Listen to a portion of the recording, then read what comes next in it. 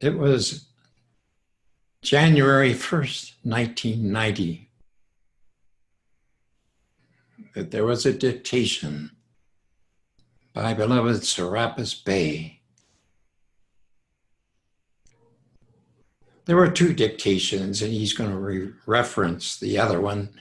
The other one was from El Moria. Both of them were intended to give motivation to the Chilas.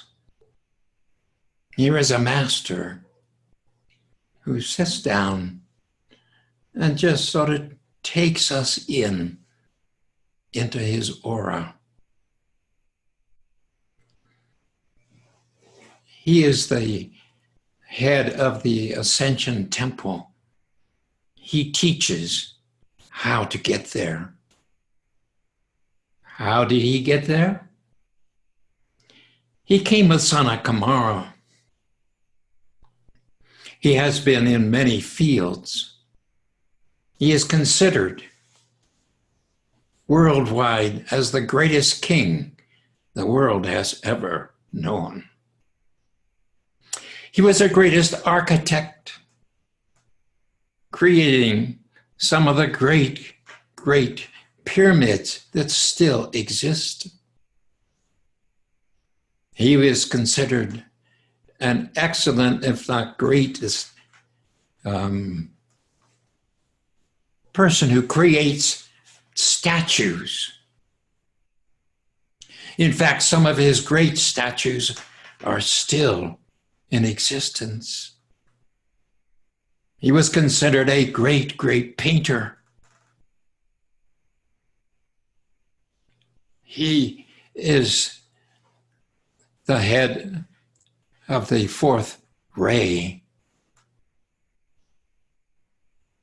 A man who's been there, who's proved himself. And now he sits down and sort of takes us into his aura. He says, "Hail, sons and daughters of Ascension's flame. Awake to your ancient heritage of the sun."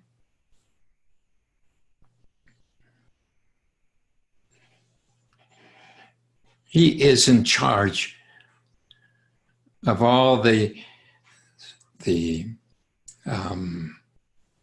angels, the highest of angels, the seraphim. And each of us have a seraphim.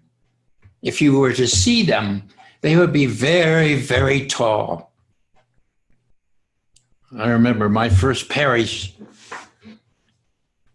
where the roof went up like this. Was quite a distance between the seats and that. And afterwards, one of the parishioners said, "Pastor, this morning, I saw this angel before you started to speak. He was as tall as the roof, came up to the roof, and he marched up the center aisle and stood behind you as you spoke." They are huge angels. But each of us have one, because the one that was there when we were created out of the Spirit of Almighty God, he still is in charge of working with you.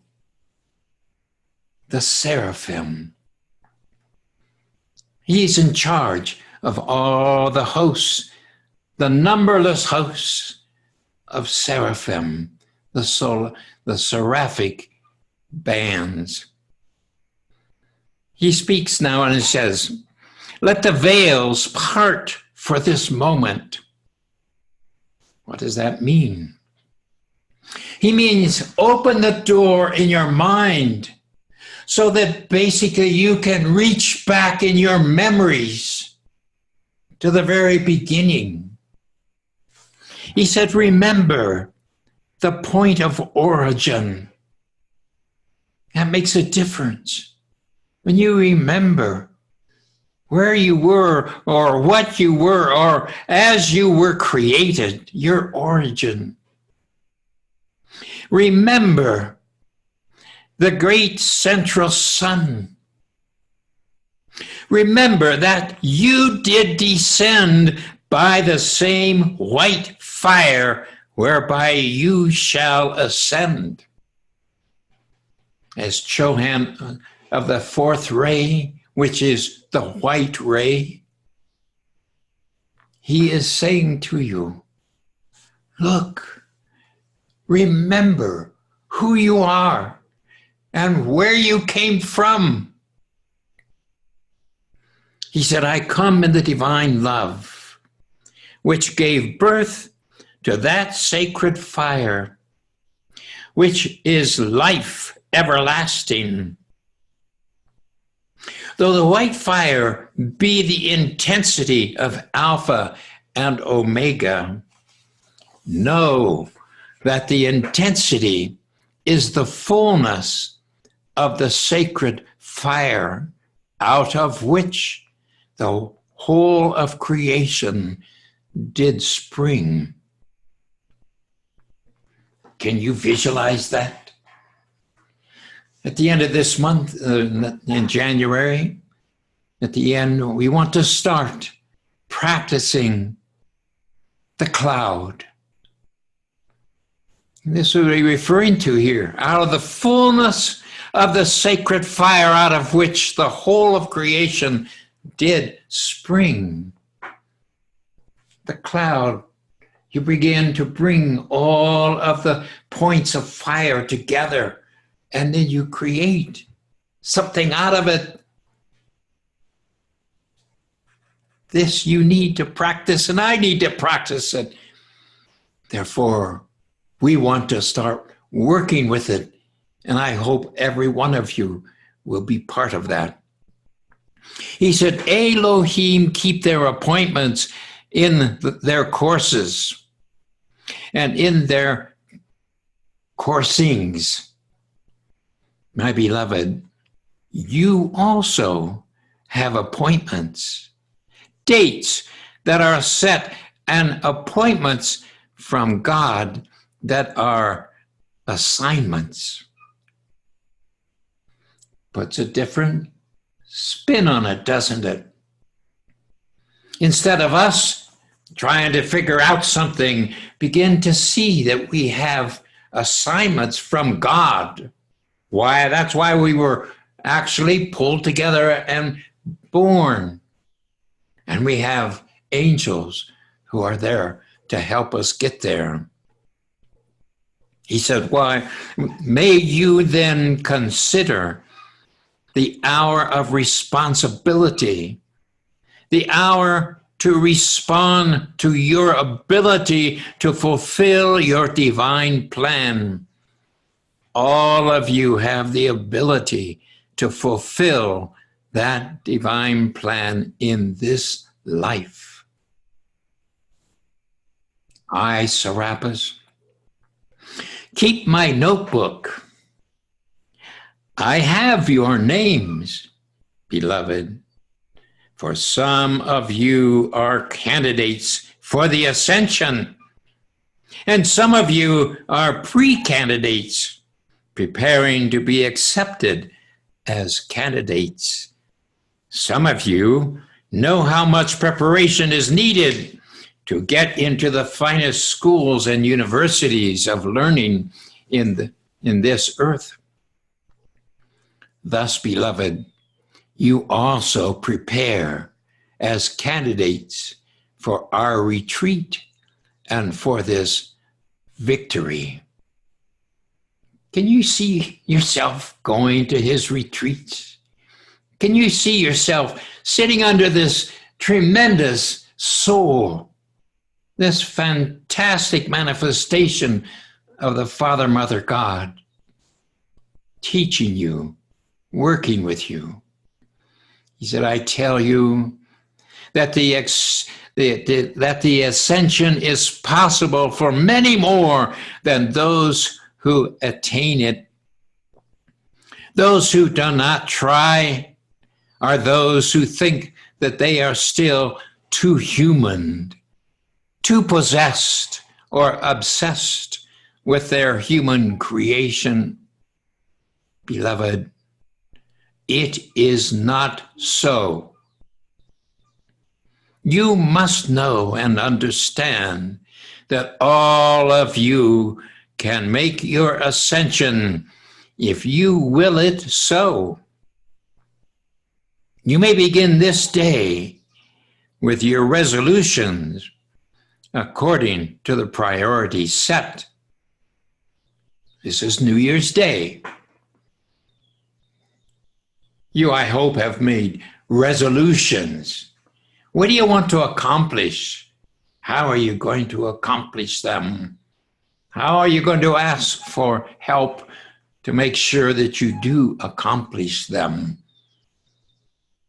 He says, you may begin this day with resolutions according to the priorities set. And this is the big question. What priorities have you set for 2020? What do you want to accomplish by December 31st, 2020? What is really important for you to carry through and to become? He said, beloved, the highest priority is the ascension. The assignment at hand is the means, the highest priority is the ascension. The assignment at hand is the means for the preparation of faculties, all faculties, to accomplish, therefore, this current assignment, and not to see it as a means to an end is a pity. In other words, if you don't see the ascension as the capstone of being here on this planet, it's really pitiful. We must begin to put our priorities right if you're going to ascend at the end.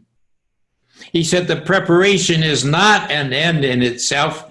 War or non-war is not an end in itself. War is the means whereby the individual may show his courage and what he is willing to give to pay the price, even to buy time for the countrymen, and even to lay down his life for that purpose. We remember Sparta and Thermopylae. Why? Because he was the one fighting there. He and 200 other people. He sent all the rest of his troops home. But the 200 and he fought the battles until the last man with no fear. Thus he can speak of it now as the victory.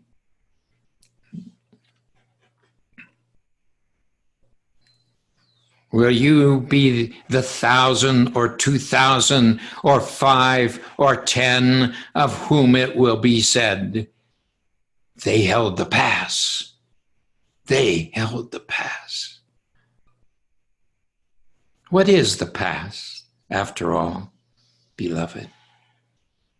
Is it not the pass that you hold and do not give up and maintain, that is the means whereby many evolutions may pass over into the mystery school, into the teaching, into the self-mastery?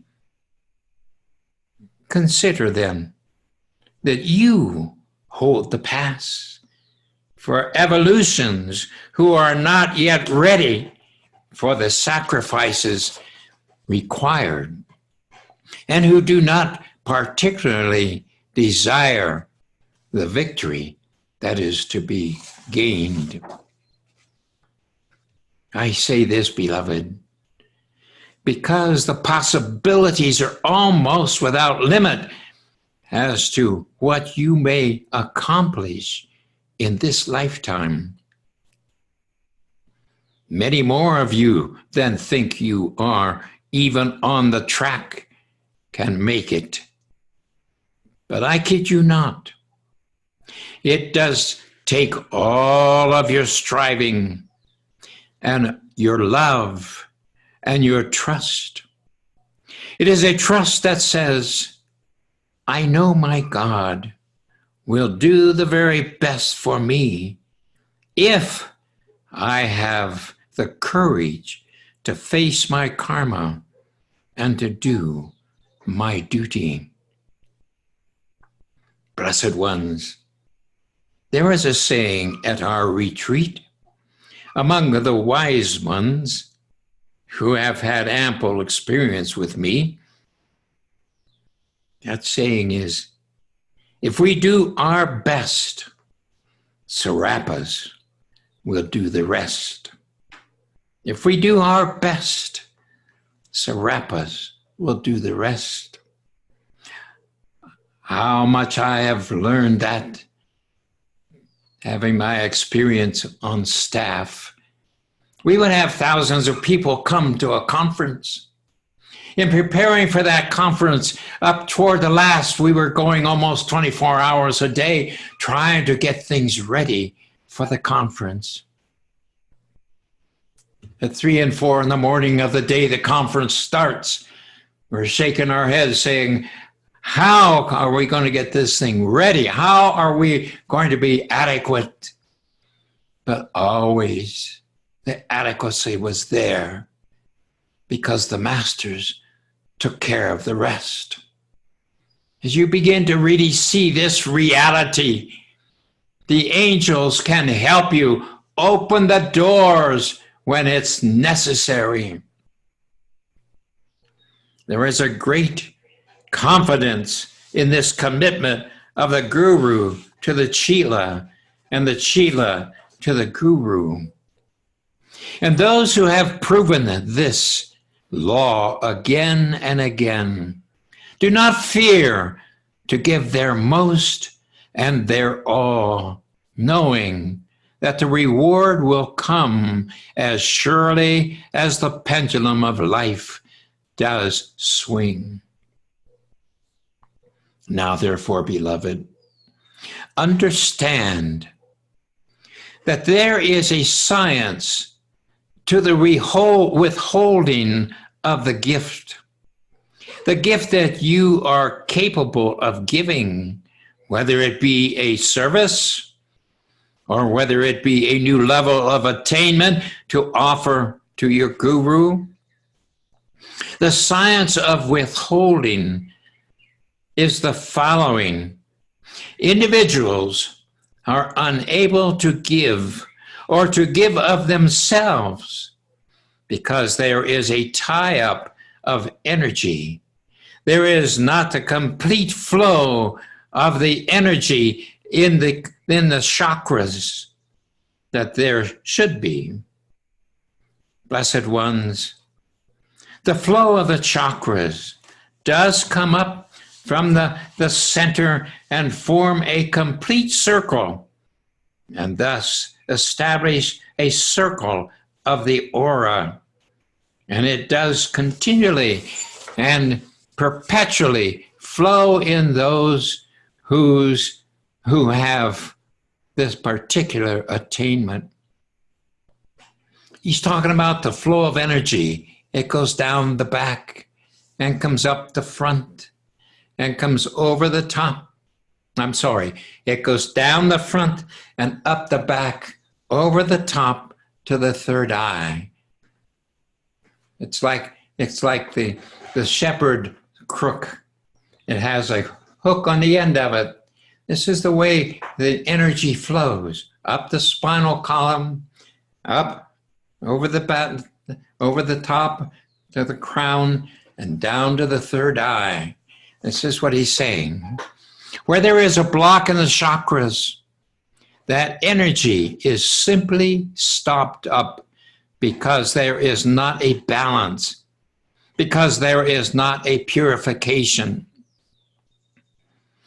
The blocks in the chakras affect the blocks in the organs, in the spine, in the central nervous system. So where there are blocks in the physical body, the individual does not feel the flow and cannot extend that heart and that givingness and the joy and the caring and the forgiveness. One needs to have this flow in order to be a bodhisattva. Thus, beloved, take command of the physical body. Take command of all of the bodies and look after those areas that are creating the greatest tie-up of energy, preventing the self-givingness unto God and one another and to oneself.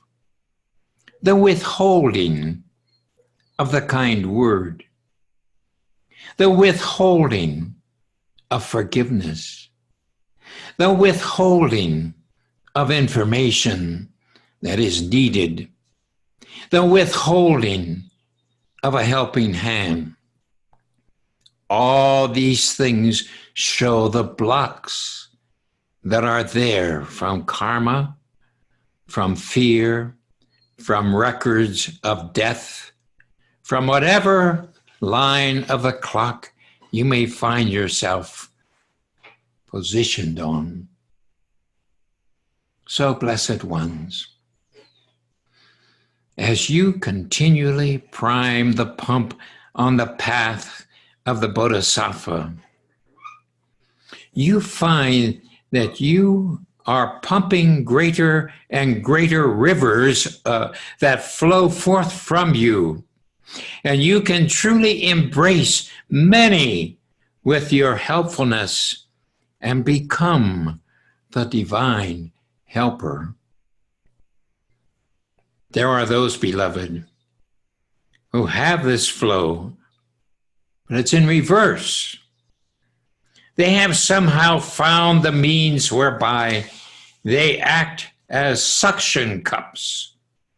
And in order to have a flow of energy in their own worlds, they suck the light from others and allow this to circulate through themselves to their own adornment, their own satisfaction, their own life. For they have not had the heart to develop their own sun center in their heart chakra as a source for the transmission of the universal energy to their bodies. Beloved, beware such individuals, for they also move among spiritual communities, and they are there only to suck the light to create a to create a counterwise spiral that is a false and pseudo-self and identity. These individuals become angered, therefore, when they are threatened by the thought that they may be cut off from light bearers by some means or another. Blessed ones, it is time to reverse the spirals and to let the light be primed from the pump of life, sacred fire of the Mother, the light of the I am present. The more you pump and the more you intensify, the more you give. And the more you give, the more you are infilled with the sacred fire breath and the limitless energy of your vira, which I know you shall pursue, as Mitra has spoken to you of the very special quality Vera. So, beloved, the key to the path of the ascension is that one has given oneself 2,000,000 times and more, for that is the key to right decision. The 2,000,000 right decisions that Saint Germain is famous for among his chelas are really his giving himself 2,000,000 times. And in the giving, beloved, so much light has flowed through the body and the being that that light returning as positive karma has truly filled all of one's house, and the zeal of the house of your mighty I Am presence has eaten up the karmic self, the lesser self, and the one is all light, all light, all light, perpetually in the mode of filling, giving, infilling, and self-emptying. And we're learning to do this in our energy transference, if you remember. I've often said, the more you give, the more you get. The more you give, the more you get. If you stop giving, you become a dried up person. That the more you give, the more flax there is, the more the body works. It's in giving, loving, being. One has become an ascended master in the process. Like Saint Germain, one has hardly taken note of the alchemical change from the unascended to the ascended state. For when Saint Germain stepped forth as the ascended master, as you have been told, there was scarcely a difference in his being in the before and after. And so he himself did scarcely notice the change. Do you get what he's saying here? As we begin to move up and up and up in becoming the tremendous manifestation of the Father, Mother, God, we get to that point when we make the switch over, we hardly even know it. In fact, Mother has said, if you balance 98% of your karma, you make your transition, even taking your body with you, simply because it is already transferred into a higher frequency, a spiritual body. Isn't this our goal as we work toward the ascension? Constantly refining.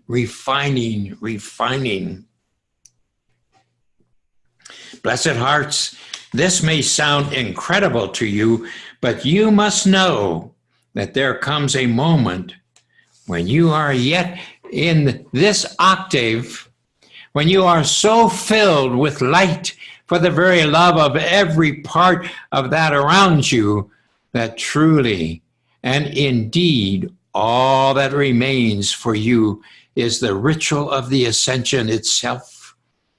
This is possible. Do not deny that present possibility by rehearsing the frailties and the limits of the personal self. In other words, quit talking about that which is not right with you. Quit talking about the critical things you don't agree with or you don't like about yourself. Don't look at the mirror and say, oh, poor me. Don't see that part of it. See the other side of it.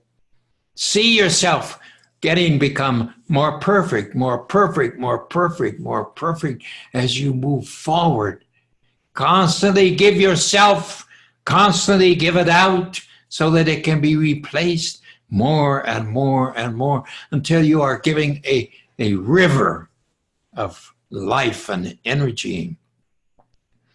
Those who are engaged and truly engage with their hearts and minds and beings in this walk with God that we have prepared for you in these moments and in these valleys and in the austerity of this climate, so that there is nothing but you and God and a growing relationship in the heart of God. Those who truly are willing to lock gears with the God consciousness and manifestation, you be beloved. You can achieve this. And you are achieving it, and you should not so lightly turn aside opportunity. Opportunity knocks, beloved. But opportunity does not knock all day and all night. Opportunity knocks at opportune moments in your life. Do not take for granted her knocking.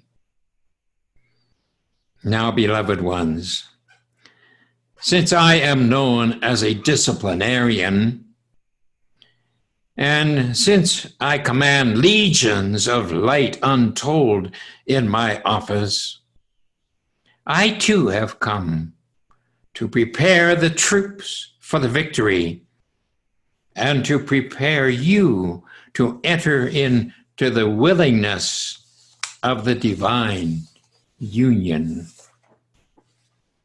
Out of my chakras, the light does pour.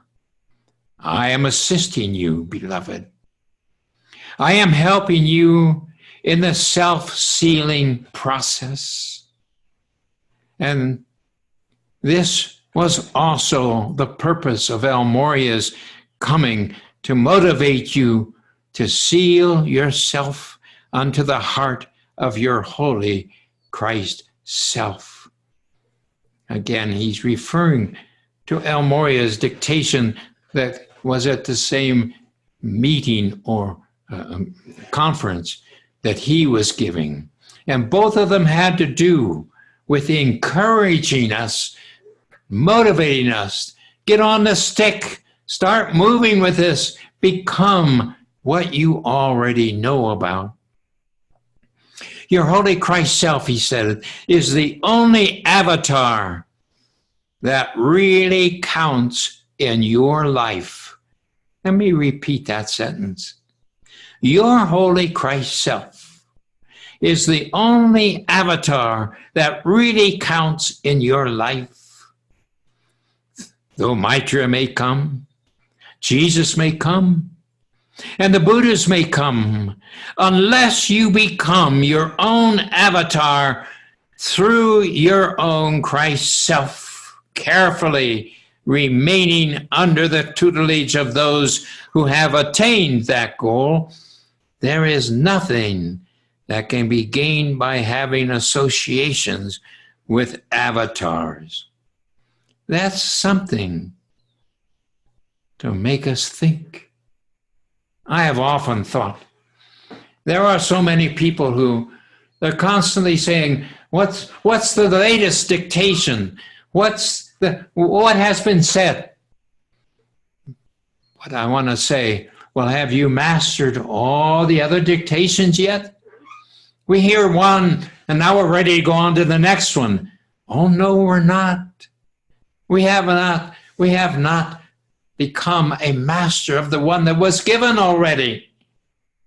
We need to go back and refine and review and review and review, because by reviewing, you suddenly see things you've never seen before that has to do with your ascension. This is why the ascended masters are not physically visible. For when the pupil is ready to become the Christ of his being, that very desiring does impel the presence of the great ones who are especially tied to that one's life stream. Motivation, then, is the name of the two dictations. We are giving you our very best heart, so that when you pass by the messenger momentarily, you will have accomplished that the best you can accomplish of the sealing of the soul unto the Christ by your own surrender to your own Christhood. As you know from the writings of St. John of the Cross, the soul's approach to that inner Christ is a painful process of desiring acceptance and yet hearing the word, not yet, not yet. Beloved ones, be not the soul who fears to try again and again to receive the love of her Lord. Your Lord loves you, and the closer you come to the sealing oneness, the more you will see of yourself that cannot enter into the Holy of Holies. Oh, I can go back in my own life, and I remember the time I experienced moving across, and I saw the love, the light ones, and I wanted to stay. And I heard, not yet, not yet, go back, you're back, you're not ready. Oh, the pain. Even now, I check all the time. How close are we? Can we finish our work in such and such a time? How close? There is pain in the waiting. We want it so bad, but we're not ready.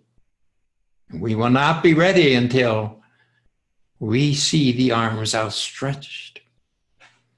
He said, but your soul does pant after the divine God, and the soul reaches that moment where no other desire fulfilled can equate with being received by the Lord. In that moment, beloved, there is an aloneness and a loneliness that is indescribable. For no one else can experience with you the mourning of the soul who is separated from her God, yet almost entering in. That is why it does require special counselors, special ministering servants to counsel those who may become in moments despondent, for they are so very near to that alchemical marriage, and yet not quite. And it seems in those moments so far, but it's just moments.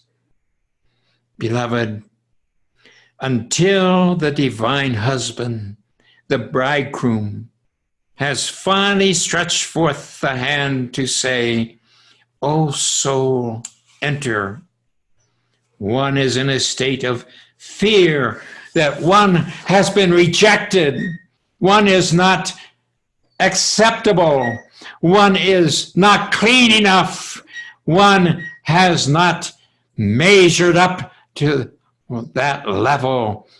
In a human sense of the word, many have experienced the rejection of a human lover or of a friend or a parent to the ultimate sadness and agony. Beloved, this prepares one for the rounds and the many rounds one must make until finally the bridegroom steps forth with outstretched arms to receive the waiting bride. Can you feel it? Can you feel it? You are indeed the waiting bride of Sana Kamara. The full sealing cannot come in a day, but this is your self-sealing day. This is the day you determine that when your bridegroom proposes to you, your mind is made up. You will accept. You will accept. Is not life a preparation for this moment? This is the hour of the sealing of your heart. Now we're going to do something about this together. He says, press your hands to your heart. Press it now. Press your hands to your heart chakra, and feel your hands press in upon your heart. And let your will be made known to your heart by the pressing in of your hands and saying, and at this point, I put in the letter for you, this great sealing. I ask you to take it and seal your heart now. Take the service paper and read with me the sealing of your being. So as you press, saying this, oh, be sealed, my heart. Oh, be sealed, my heart, this day in the heart of God. Oh, be sealed, my soul, this day in the heart of God. Oh, be sealed, my mind, this day in the heart of God. Oh, be sealed, my desire, this day in the heart of God. Oh, be sealed, my inner vision, this day in the heart of God. For I desire only to see my God, my God. I will not fear rejection this day. I will not fear that I am not ready, though I come in rags. I know that my bridegroom shall wait for me until I shall have woven my seamless garment. Thus, beloved, it is well to admit that certain thoughts and feelings, actions, accusations, and conditions of consciousness are indeed not acceptable to the Holy Christ self. You must get over the terror of such a consideration and deal with the reality that you are in this octave precisely because there are elements in your personality that are not acceptable as part of your personhood in God. So the great psalmist did pray, let the words of my mouth and the meditation of my heart be acceptable in thy sight, O Lord, my strength and my Redeemer. And did not the poet say, yet in my flesh shall I see God?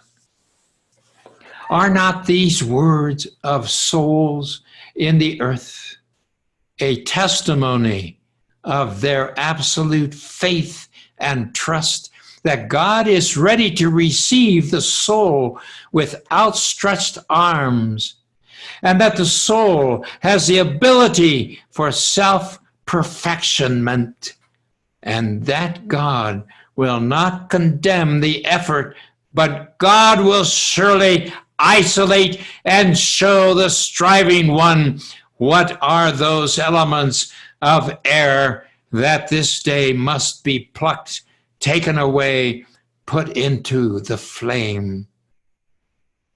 The Lord's Spirit is a spirit of non-condemnation. Come, little ones, I call you thusly.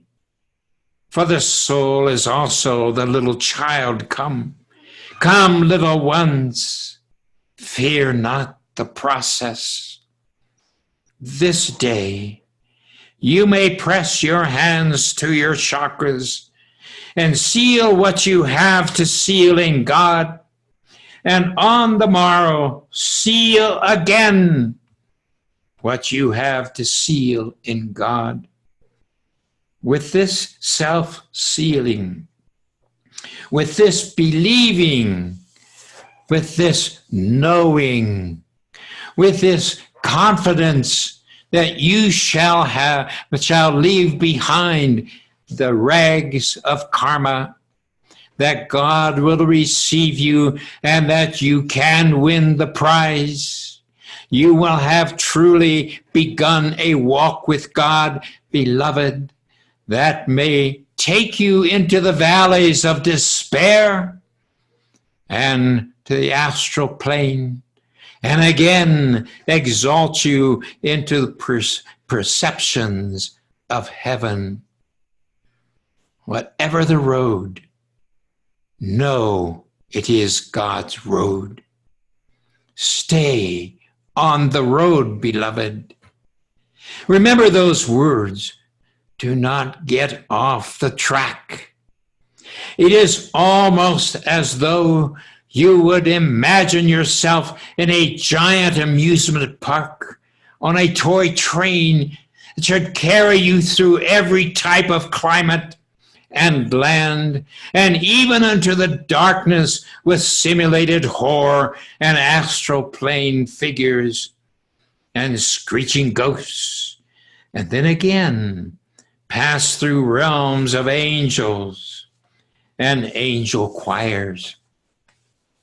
Remember that you are in God's cart, on God's track, and you are on a journey through your karma, good and bad. If you jump out of the cart and your cart is derailed, and you begin wandering in your attachment to a particular scene, round and round in that scene, well, you see, beloved, you will go nowhere. And the masters have talked about that, where if we are somebody who's totally caught up in a certain kind of an activity, and we love that activity, that's all we think about. And if we should go across on the other side, that's all we will do. We are totally in that theme. That's the danger he's talking about. He said, keep on the road. Keep on the track. Stay in the car God has given you for this journey. And whatever you pass through, don't let it stick, beloved. Don't let it stick. Don't look at it objectively. Direct the sacred fire into it and see to it that by the time you pass through that place, that trial, that problem, that group of people that you are involved with, you have so intensely directed the sacred fire that your last glimpse of that situation is an aura of violet light, transmutation, and no more attachments or ties or entanglements. This is one thing. You cannot really ascend until you are totally disattached from all of life. Then you're free to go. But as long as you have attachments, it will affect you on the other side. It will keep you drawing down. How many times I've seen this? Here is a very, very beautiful elderly woman ready to make her passage. But the children are all crying there beside her. Don't go, Mama. Don't go. We need you yet. And so the soul is torn. The attachment is too great. How many times I have said, may I talk to all you people out in the hall? You've got to let this woman go. You cannot hold her here. She is going to suffer if you do.